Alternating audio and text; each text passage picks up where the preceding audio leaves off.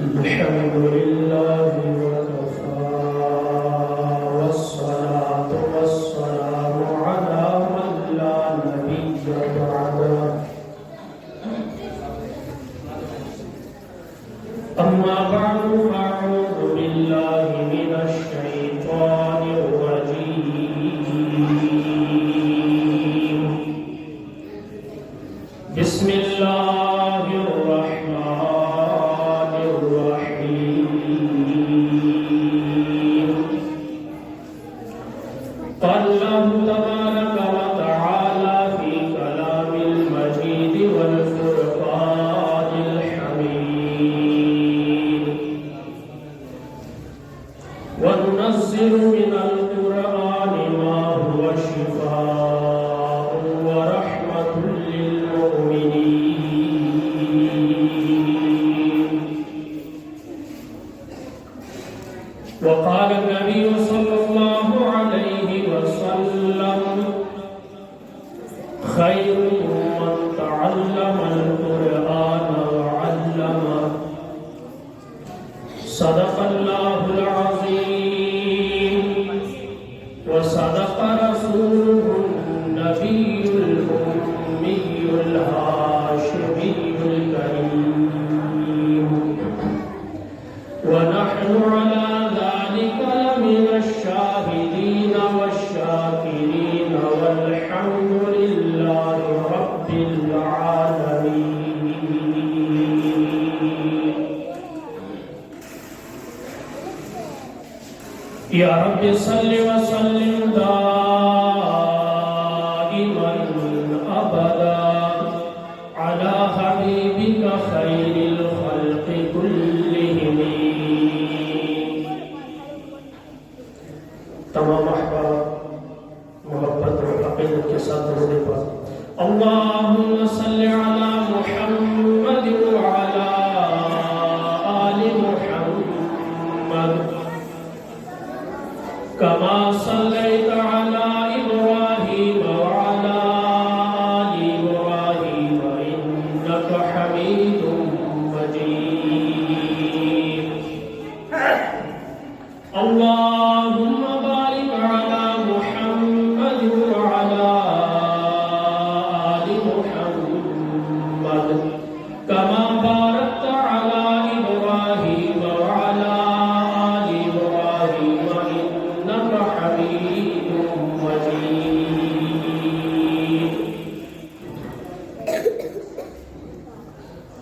گردش میں کہا اس کے مقدر کا ستارہ گردش میں کہا اس کے مقدر کا ستارہ ہو جس کو میسر تیری رحمت کا سہارا تنہا ہے اکیلا ہے تو یکتا ہے احد ہے تنہا ہے اکیلا ہے تو یکتا ہے احد ہے غیرت نہیں کرتی تیری شرکت کو گوارا حق یہ ہے کہ تجھ بن کوئی معبود نہیں ہے تیرے سوا کون مددگار ہمارا اور دلوں سے غم مٹاتا ہے محمد نام ایسا ہے دلوں سے غم مٹاتا ہے محمد نام ایسا ہے نگر اجڑے بساتا ہے محمد نام ایسا ہے کوئی یعقوب سے پوچھے کہ یوسف مل گئے کیسے وہ بچھڑوں کو ملاتا ہے محمد نام ایسا اسی کے نام سے پائی فقیروں نے شہنشاہی اسی کے نام سے پائی فقیروں نے شہنشاہی خدا سے بھی ملاتا ہے محمد نام ایسا انتہائی ذی وقار قابل سب تقریم و تعظیم علماء کرام معززین علاقہ عزیز طلباء کرام اور دور و نزدیک سے تشریف لانے والے مہمانان گرامی قدر آج کی یہ تقریب بلا مبالغہ قابل سب تحسین ہے کہ اس کی نسبت قرآن سے جڑی ہے۔ میں دیکھ رہا ہوں آپ صرف سنتے ہیں، ہم نے صرف سننے پر اکتفا کیا ہوا ہے کہ بولنے والا آئے گا بول کر چلا جائے گا۔ تو آپ بھی تھوڑی زحمت فرمائیں، اگر کوئی بات اچھی لگے تو کیا کہنا ہے بھائی؟ سبحان اللہ۔ ایسے نہیں، ایک آواز ہو، پھر بھی نہیں، سبحان اللہ۔ شروع بھی اکٹھے کرنا ہے، ختم بھی ایک ہی آواز پر۔ کیا کہنا ہے؟ سبحان اللہ۔ اب اس ترتیب کو یاد رکھنا ہے۔ تو میں عرض کر رہا تھا، حضرت مولانا مفتی قاسم شہزاد دعوت فیوزہم مبارکباد کے مستحق ہے کہ ہر سال یہ محفل سجاتے ہیں، علاقے بھر کے علماء کرام کو مدعو کرتے ہیں، اپنی محبتوں اور شفقتوں سے نوازتے ہیں۔ اللہ حضرت کے علم و عمل زندگی میں اور ان کے اس ادارے کو دن دگنی رات چگنی ترقی عطا فرمائے۔ آواز نہیں آئی بھائی؟ آپ نہیں چاہتے کہ ترقی ہو؟ اللہ اس مدرسے کو دن دگنی رات چوگنی ترقی عطا فرمائے۔ آمین۔ یہاں سبحان اللہ نہیں بنتی، آمین بنتی ہے۔ کیا کہنا ہے؟ جب کوئی دعا دے تو کیا کہنا ہے بھائی؟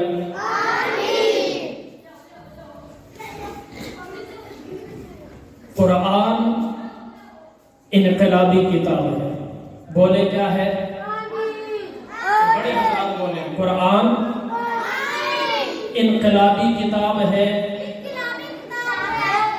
اور یہ وہ انقلابی کتاب ہے جس کے آنے سے کائنات میں انقلاب برپا ہوا۔ سبحان اللہ۔ کیا برپا ہوا؟ انقلاب برپا ہوا۔ آپ خاموش رہیں گے۔ سب سے پہلے قرآن نے انقلاب نبی کی ذات میں برپا کیا۔ سب سے پہلے قرآن نے انقلاب نبی کی ذات میں برپا کیا۔ جب تک اقرا سے وحی کی ابتدا نہیں ہوئی تھی تب تک محمد بن عبداللہ تھے، جس دن وحی نازل ہوئی محمد رسول اللہ بن گئے۔ پہلے انقلاب نبی کے ذات میں آیا، پھر یہ انقلاب رکا نہیں، تھما نہیں، روکنے کی لاکھ کوشش کی گئی، روڑے اٹکانے کی کوشش کی گئی، تالیاں پیٹی گئی، سیٹیاں بجائی گئی، قدغن لگائی گئی، زد و خوف کیا گیا، وحشت و سربریت کا نشانہ بنایا گیا، انگاروں پر لٹا کر گھسیٹا گیا، تپتی ہوئی ریت پر لٹا کر کوڑے مارے گئے، مار مار کر بے ہوش کر دیا گیا، شہید کر دیا گیا۔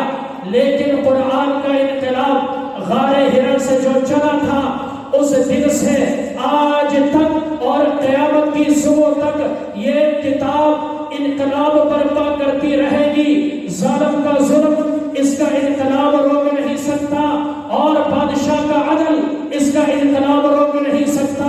کسی زور آور کا زور، کسی طاقتور کی طاقت اس کے انقلاب کو نہیں روک سکتی۔ یہی وہ انقلاب ہے جس نے چار دھام کے عالم کے اندر ایسا انقلاب برپا کر دیا، 360 کی عبادت کرنے والے ایک رب کی عبادت کرنے والے بن گئے۔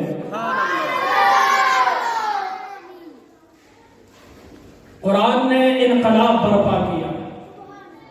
کیا برپا کیا جی؟ انقلاب۔ قرآن نے انقلاب برپا کیا، اور یہ کوئی چھوٹا موٹا انقلاب نہیں۔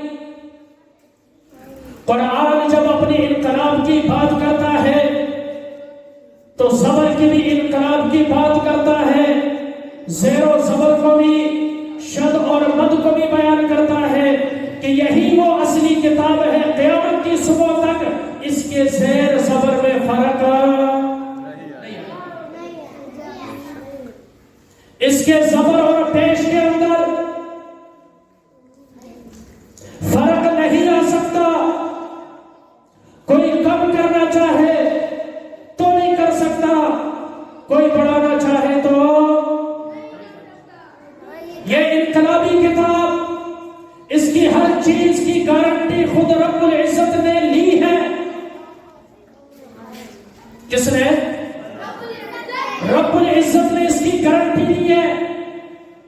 اب ذرا دیکھیں اللہ اگر کام لینا چاہے کیسے کیسے لوگوں سے رب تعالیٰ کام لیتا ہے اور کس طرح سے اپنی اس گارنٹی کی حفاظت کرتا ہے، اپنی کتاب کی حفاظت کرتا ہے. کہ جب حجاج بن یوسف نام سنا ہوگا، بہت بڑا ظالم، بہت بڑا جابر، بدبخت، شقی القلب، پتھر دل انسان، جس نے ہزاروں لوگوں کو بغیر کسی وجہ کے شہید کیا. جب اس نے قرآن پر زبر زیر لگانے کا کام شروع کیا، یہودیوں کا ایک وفد آیا. کن کا؟ یہودیوں. بزرگ حضرات یہاں میرے نزدیک تشریف لے آئے، کافی دور بیٹھے. ادھر آ جائے، نہیں ادھر آ جائے.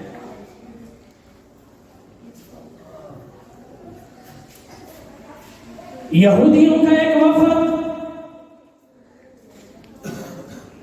انہوں نے حجاج کے لیے بڑے بڑے قیمتی تحائف، ہدایا، گفٹ اپنے ساتھ لے کر آئے اور کہا جی ہم نے آپ سے صرف ایک کام کروانا ہے بس. اگر وہ کام ہو جائے تو یہ جو ہم گفٹ لے کر آئے ہیں یہ اس کے سامنے کچھ بھی نہیں. جو آپ کہیں گے، جتنا آپ کہیں گے ہم دینے کے لیے تیار ہیں. ہمارا صرف ایک مطالبہ ہے، وہ بھی کوئی مشکل نہیں ہے، بالکل آسان ہے. حجاج بن یوسف بڑا زیر انسان، بڑا تجسس کا اس نے اظہار کیا. آخر آپ کی کیا ڈیمانڈ ہے بھائی، پیش کرو. اور انہوں نے کہا ہم نے سنا ہے آپ اپنے کتاب قرآن مجید کے اندر زیر زبر وغیرہ لگوا رہے ہیں. چھوٹا سا کام ہمارا بھی اسی حوالے سے ہے، اگر آپ کر دیں گے تو آپ کی مہربانی ہو. جی بولے کیا کرنا. انہوں نے کہا 100ویں پارے میں اللہ نے حضرت موسیٰ اور حضرت خضر علیہ السلام کا واقعہ بیان کیا. جو لوگ درس قرآن میں بیٹھتے ہیں وہاں سے سنا ہوگا کہ حضرت خضر علیہ السلام سے کچھ سیکھنے کے لیے اللہ نے بھیجا تھا حضرت موسیٰ کو، کچھ دیر کے لیے ساتھی بنے. قصہ مختصر، ایک بستی میں پہنچے، سخت بھوک لگی ہے، بستی والوں سے کھانا مانگا، انہوں نے کھانا نہیں دیا. بعض قومیں کسی خاص صفت کے اندر مشہور ہوتی ہے، بعض کنجوسی میں مشہور ہوتے ہیں، بعض سخاوت میں مشہور ہوتے ہیں. جیسے راجپوتوں کے بارے میں بہادر بڑے ہوتے ہیں، تو مختلف قبائل، مختلف قومیں، قبیلے، ذاتیں مختلف صفات میں مشہور ہوتی ہیں.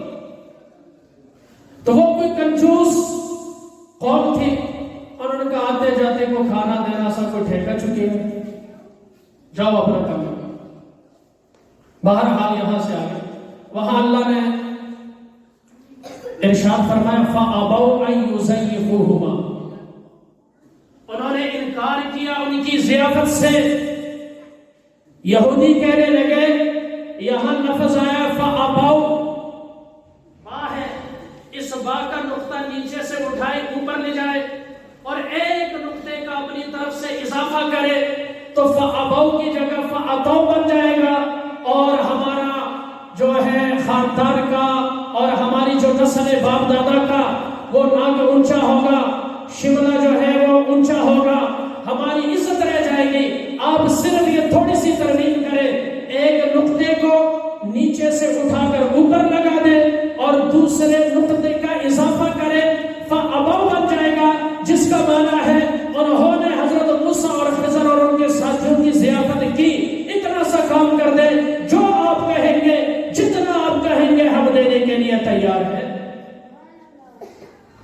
حجاج بن یوسف سمجھیے یہ تحریف قرآن کا کہہ رہے ہیں. کس کا؟ بھائی مسلمان ہوتا ہے چاہے کتنا گناہگار کیوں نہ ہو، اسلام میں جوش مارتا ہے. اس نے کہا بالکل، بڑا اچھا آپ نے مطالبہ کیا ہے، آپ تشریف رکھیں، پہلے میں آپ کی ضیافت. آپ کے بڑوں نے تو ضیافت نہیں کی، اپنے پیغمبر کی، اپنے مہمان کی، تو میں آپ کی ضیافت کرتا ہوں. اندر گئے، تلوار نکالی، اور جتنا وہاں پر مجمع تھا جو وفد کی شکل میں آیا تھا سب کی گردنیں اتار دی. کہا میں ظالم ہوں لیکن اتنا بھی ظالم نہیں کہ اللہ کے کلام میں ہیر پھیر کروں. جو اس طرح کی آفر کرے گا اس کو جواب حجاج کی تلوار دے گی. اللہ بتانا چاہتے ہیں کہ میں قرآن کی حفاظت پر آ جاؤں تو سب سے بڑا ظالم انسان سے زبر زیر لگواؤں، قرآن کی حفاظت کرواؤں. اور اگر میں قرآن کی حفاظت پر آ جاؤں 8 سال کے بچے کے سینے میں قرآن محفوظ کروں اور اسے حافظ قرآن بنا کر اپنی کتاب کا اسے محافظ بناؤں. آج جو بچے، جو لوگ قرآن کو حفظ کر رہے ہیں، یہ اللہ کی گارنٹی کی ایک شکل ہے. علماء کرام کی موجودگی میں جملہ کہہ رہا ہوں، یہ اللہ نے جو حفاظت کا ذمہ لیا ہے قرآن کا، اس کی ایک شکل ہے، ایک طریقہ ہے.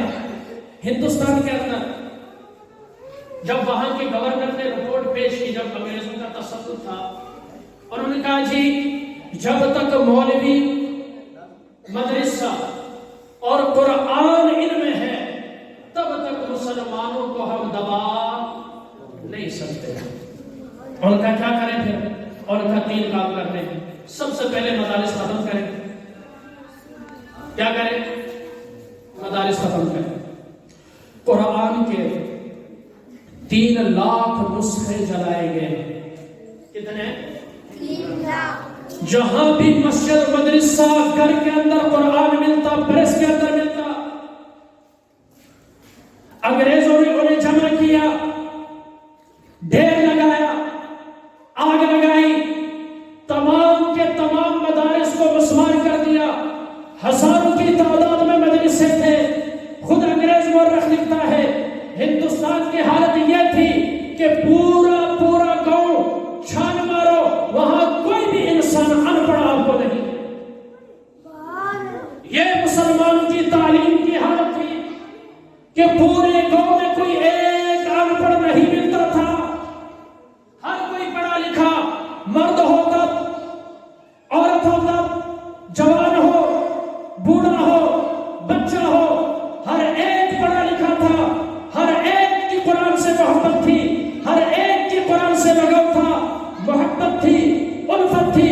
کوئی حافظ تھا، کسی نے ناظرہ پڑھا ہوا، کوئی تفسیر پڑھ رہا تھا، کوئی تشریح اس کی سیکھ رہا تھا. یہ مسلمانوں کے شہروں کی اور دور دراز کی دیہاتوں کی حالت تھی. مطلب ہر ایک کا تعلق اللہ کے ساتھ بنا ہوا. اس نے کہا اس کا حل یہ ہے، مسلمانوں کو دبانا ہے، مسلمانوں کو مٹانا ہے تو قرآن کو مٹاؤ، مدارس کو مٹاؤ. اور پھر تاریخ اس بات کی گواہ ہے، تاریخ ہندوستان اٹھا کر دیکھ لیجئے کہ کوئی درخت ایسا نہیں تھا جہاں پر کسی عالم کی لاش نہ لٹکی ہو. توپ کے آگے علماء کو باندھا جاتا اور اس کا بٹن دبایا جاتا، گولے سے ان کے جسم کے چیتھڑے اڑ جاتے. اسی طرح ہاتھیوں کے اوپر جو ہے 2 ہاتھیوں کے درمیان علماء کو باندھا جاتا، خلاف سمت چلایا جاتا اور ہاتھیوں کی پاؤں کے نیچے علماء کو روندا گیا. انہوں نے ہر ممکن کوشش کی لیکن حفاظ کے سینوں سے وہ قرآن کو مٹا.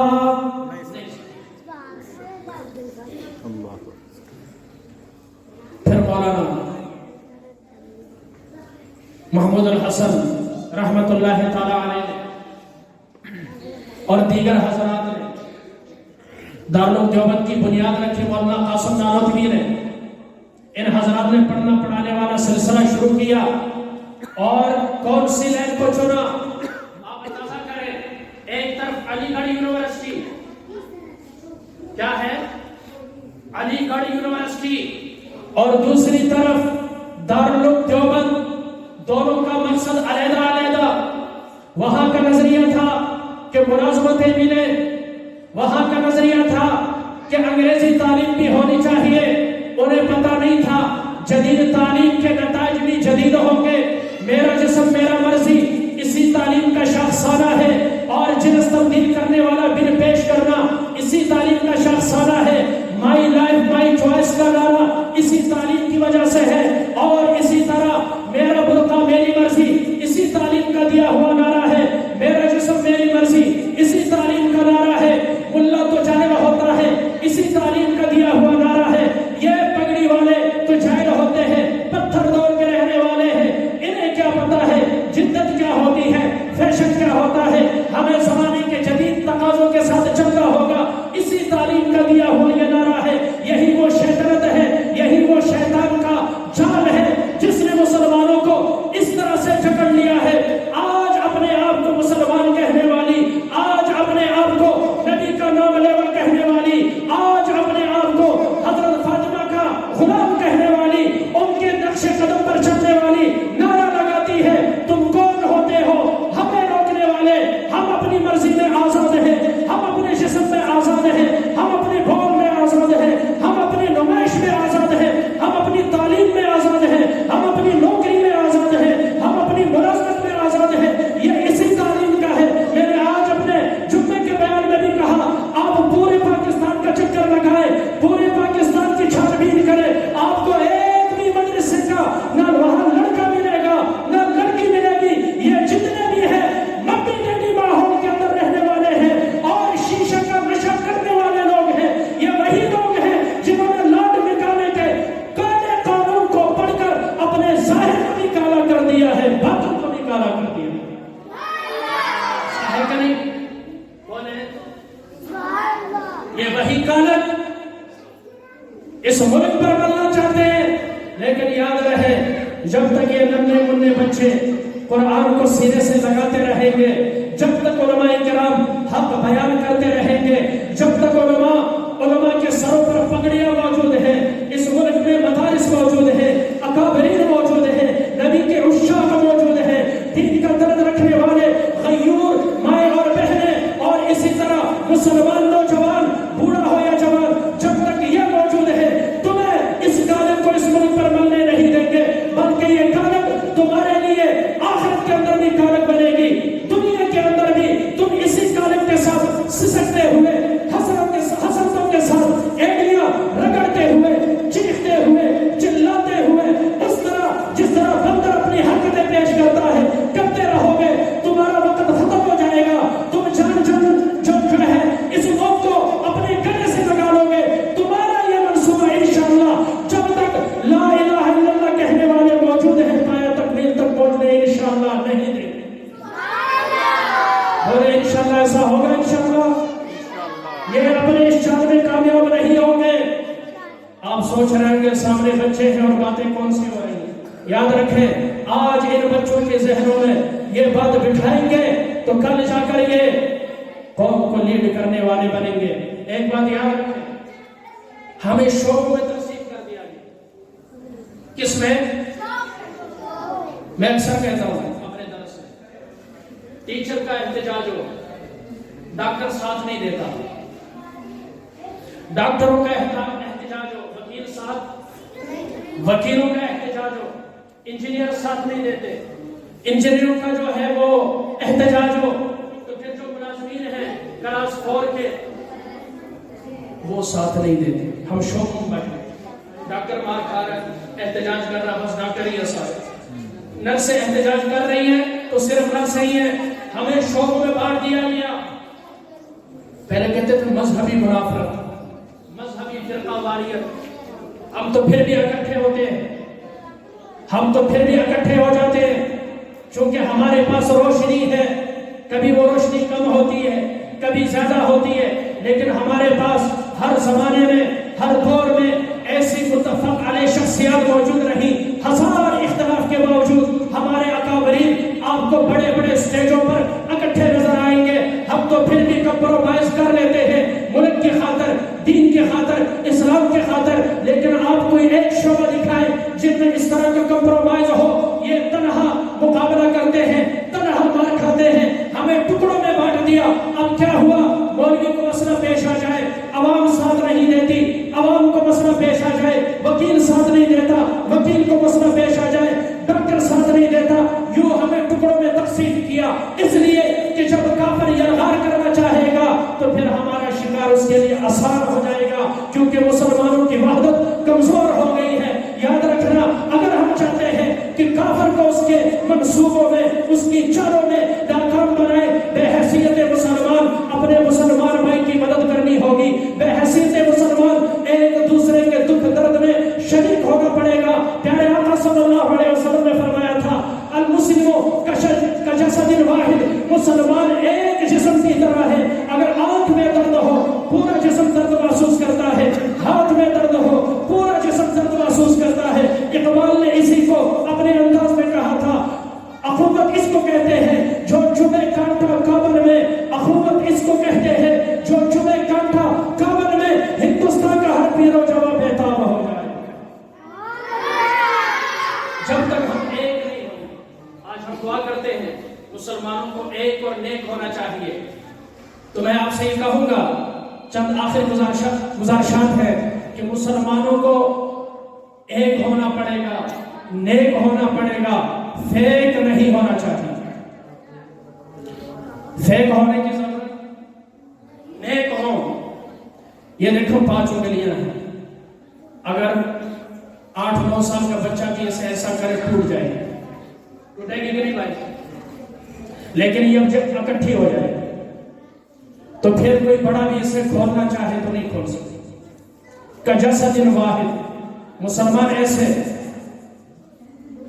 اشداء علی الکفار رحماء بینہم کے عملی تفسیر میں یہ ساری چیزیں ہمیں قرآن سکھاتا ہے۔ اور خیر کا سب سے بڑا منصوبہ کیا ہے کہ انہیں قرآن سے دور کرو۔ کس سے؟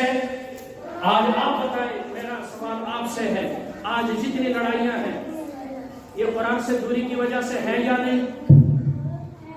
قرآن سے نابند ہونے کی وجہ سے ہے یا نہیں؟ قرآن سے لا علم ہونے کی وجہ سے ہے یا نہیں؟ اگر آج مسلمان قرآنی اصولوں پر عمل کرنا چاہے، یاد رکھنا،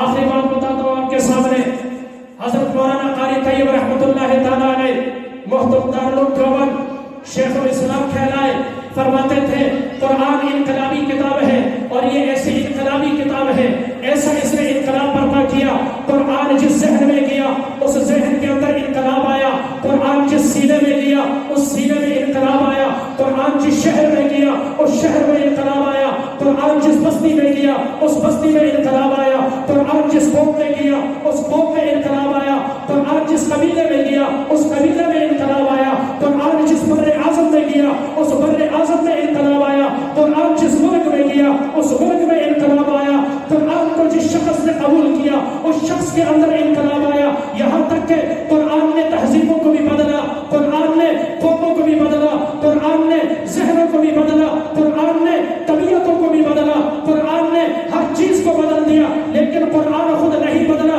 یہی وہ انقلاب ہے جس کی وجہ سے آج سے پہلے ہم نے پوری دنیا پر حکومت کی تو وجہ قرآنی تعلیمات پر عمل تھا، اگر آج ہم ترقی کرنا چاہتے ہیں تو پھر قرآن پر عمل کرنا ہوگا، اور آئندہ ہمیں عروج چاہیے، ترقی چاہیے، عزت چاہیے، شہرت چاہیے۔ اگر ہم ترقی کو اور ترقی حاصل کرنا چاہتے ہیں، عروج میں جانا چاہتے ہیں تو قرآنی احکامات پر عمل کرنا ہوگا۔ یہی وہ کتاب ہے جس کی وجہ سے ہمارے اسلاف نے پوری دنیا پر حکومت کی، کسی کافر کے اندر یہ جرأت نہیں تھی کسی مسلم ماں بہن بیٹی کی طرف نگاہ اٹھا کر دیکھ سکے، کسی مسلمان پر ہاتھ اٹھا سکے، کسی مسلمان پر نظر اٹھا سکے، لیکن ہم نے قرآن کو چھوڑ دیا۔ ہائے ناکامی مسلمان کی، وہ معزز تھے زمانے میں مسلمان ہو کر ہم ذلیل و خوار ہوئے، تارک قرآن ہو کر، ایک قرآن تیرے چاہنے والے نہ رہے، جن کا تو چاند تھا وہ ستارے نہ رہے۔ حضرت عمر فرماتے ہیں ان اللہ یرفع بہذا الکتاب اقوام ویضع به آخرین، قرآن ہی وہ کتاب ہے جس کی وجہ سے اللہ بہت ساری قوموں کو بلند مرتبہ کرے گا، اور اس کو پس پشت ڈالنے کی وجہ سے، احکامات پر عمل نہ کرنے کی وجہ سے اللہ بہت ساری قوموں کو ذلیل کرے گا. اگر میں اور آپ چاہتے ہیں ہمیں عزت ملے تو ہم قرآن کو اپنے سینے سے لگائیں گے انشاءاللہ. اپنے بچوں کو حافظ بنانا اور خود قرآن کا عامل بننا. جب بچہ حافظ بن جائے تو صرف حفظ پر اکتفا نہیں کرنا بلکہ اسے عالم دین بھی بنانا. ہاتھ کھڑا کرے جی, کوشش کریں گے انشاءاللہ. اور بچوں سے گزارش ہے, اس عمر میں شیطان آپ پر بڑا حملہ کرتا ہے. 6-7 پارے ہو جائے نا, شیطان بڑی پکی یاری لگاتا ہے, طلباء کو گمراہ کرتا ہے. تو آپ نے شیطان کی نہیں ماننی ہے, رب رحمان کی ماننی ہے. شیطان کہے گا راستے سے بھاگ جاؤ, شیطان کہے گا فلاں چچے کے گھر چلے جاؤ, آپ نے دائیں بائیں نہیں جانا. سب کو جب یہ خیال آئے نا کہ ادھر جاؤ ادھر جاؤ تو سمجھ جاؤ کہ یہ شیطان بھٹکا رہا ہے. آپ نے کہنا نہیں, شیطان والدین نے مجھے قرآن کو یاد کرنے کے لیے بھیجا, لہٰذا میں مکتب میں قرآن پڑھنے کے لیے جا رہا ہوں. کوشش کریں گے انشاءاللہ. اللہ مجھے آپ کو ان باتوں پر عمل پیرا ہو کر اوروں تک پہنچانے کی توفیق عطا فرمائے.